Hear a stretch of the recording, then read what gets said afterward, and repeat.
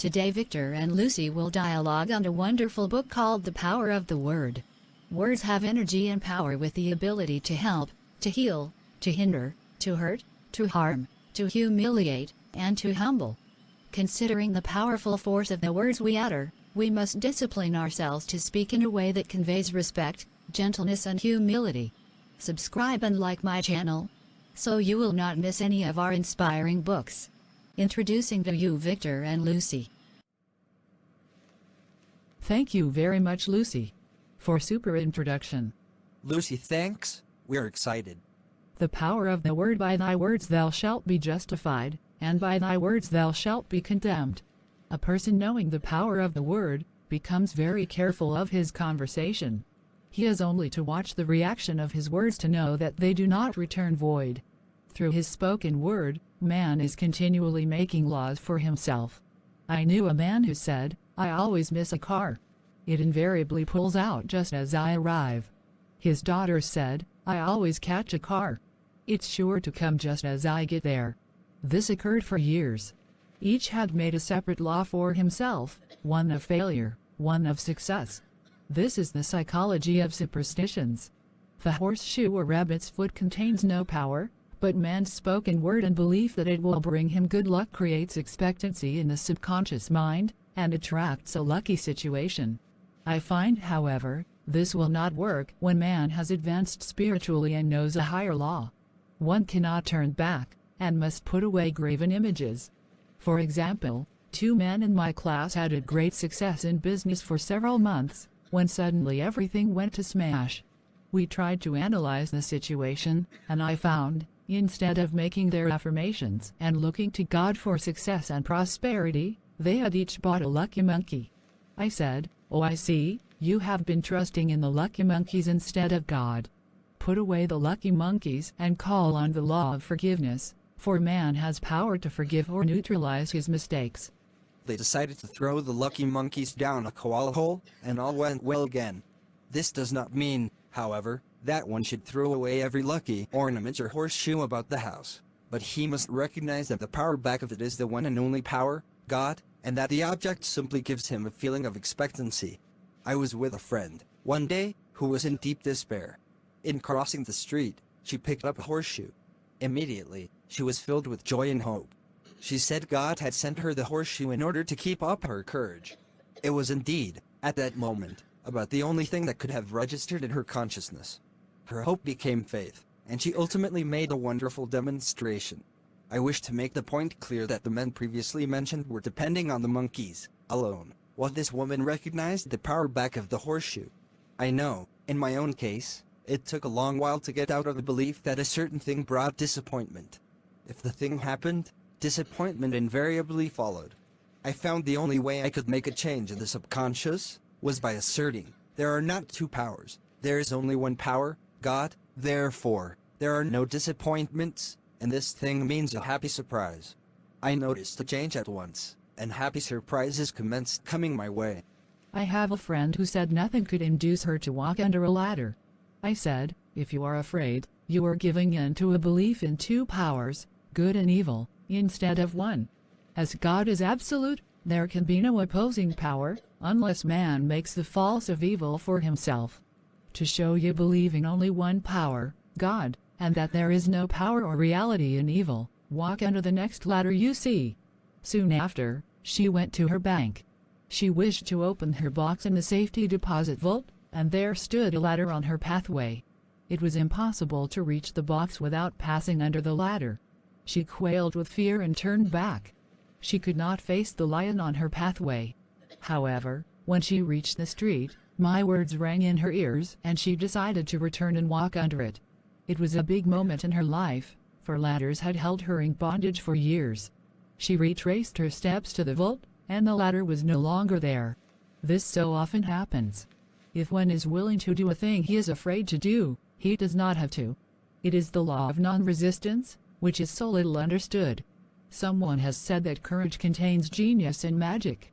Face a situation fearlessly, and there is no situation to face. It falls away of its own weight. The explanation is that fear attracted the ladder on the woman's pathway, and fearlessness removed it. Thus the invisible forces are ever working for man, who is always pulling the strings himself, though he does not know it. Owing to the vibratory power of words, whatever man voices, he begins to attract. People who continually speak of disease invariably attract it. After man knows the truth, he cannot be too careful of his words. For example, I have a friend who often says on the phone, "Do come to see me and have a fine old-fashioned chat." This old-fashioned chat means an hour of about 500 to 1,000 destructive words, the principal topics being loss, lack, failure and sickness. I reply, "No, I thank you. I've had enough old-fashioned chats in my life. They are too expensive, but I will be glad to have a new-fashioned chat and talk about what we want, not what we don't want." There is an old saying that man only dares use his words for three purposes: to heal, bless or prosper. What man says of others will be said of him, and what he wishes for another, he is wishing for himself. Curses, like chickens, come home to roost. If a man wishes someone bad luck, he is sure to attract bad luck himself. If he wishes to aid someone to success, he is wishing and aiding himself to success. The body may be renewed and transformed through the spoken word and clear vision, and disease be completely wiped out of the consciousness. The metaphysician knows that all disease has a mental correspondence, and in order to heal the body one must first heal the soul. The soul is the subconscious mind, and it must be saved from wrong thinking. In the 23rd Psalm, we read, "He resteth my soul." This means that the subconscious mind or soul must be restored with the right ideas, and the mystical marriage is the marriage of the soul and the spirit, or the subconscious and superconscious mind. They must be one. When the subconscious is flooded with the perfect ideas of the superconscious, God and man are one. I and the Father are one. That is, he is one with the realm of perfect ideas. He is the man made in God's likeness and image, imagination, and is given power and dominion over all created things, his mind, body and affairs. It is safe to say that all sickness and unhappiness come from the violation of the law of love. A new commandment I give unto you, love one another, and in the game of life, love or goodwill takes every trick. For example, a woman I know had, for years, an appearance of a terrible skin disease. The doctors told her it was incurable, and she was in despair. She was on the stage, and she feared she would soon have to give up her profession, and she had no other means of support. She, however, procured a good engagement, and on the opening night, made a great hit. She received flattering notices from the critics, and was joyful and elated. The next day she received a notice of dismissal. A man in the cast had been jealous of her success and had caused her to be sent away. She felt hatred and resentment taking complete possession of her, and she cried out, "Oh God, don't let me hate that man." That night she worked for hours in the silence. She said, "I soon came into a very deep silence. I seemed to be at peace with myself, with the man, and with the whole world. I continued this for 2 following nights, and on the 3rd day I found I was healed completely of the skin disease."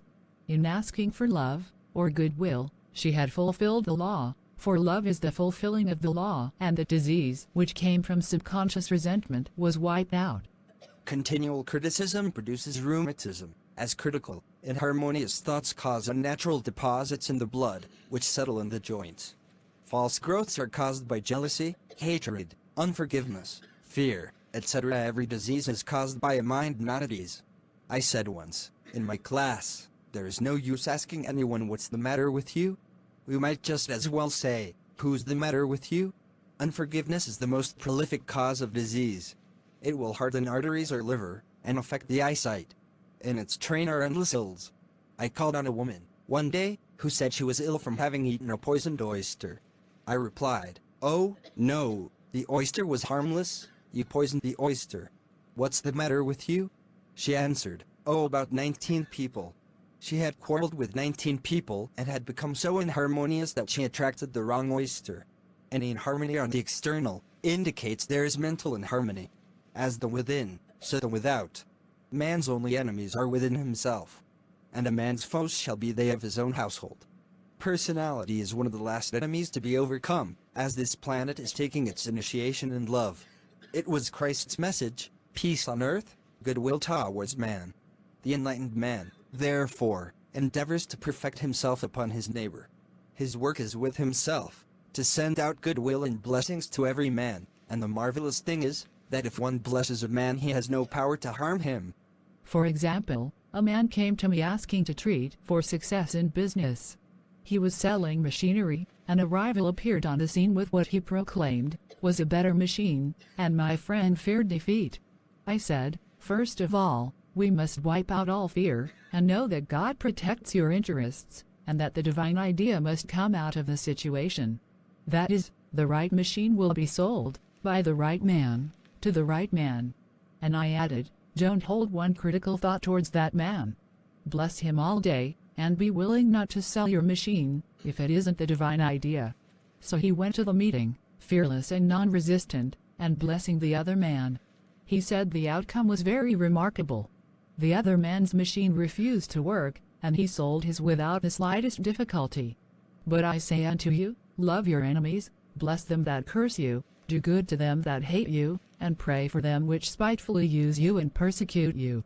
Goodwill produces a great aura of protection about the one who sends it, and no weapon that is formed against him shall prosper. In other words, love and goodwill destroy the enemies within oneself, therefore, one has no enemies on the external. There is peace on earth for him who sends goodwill to man. Well done, Victor. Nice one, Lucy. Very inspiring dialogue from Victor and Lucy. Thanks for watching. Next book we will be The Law of Non-Resistance. Subscribe and like my channel on YouTube please. Cost you nothing but adds value to me.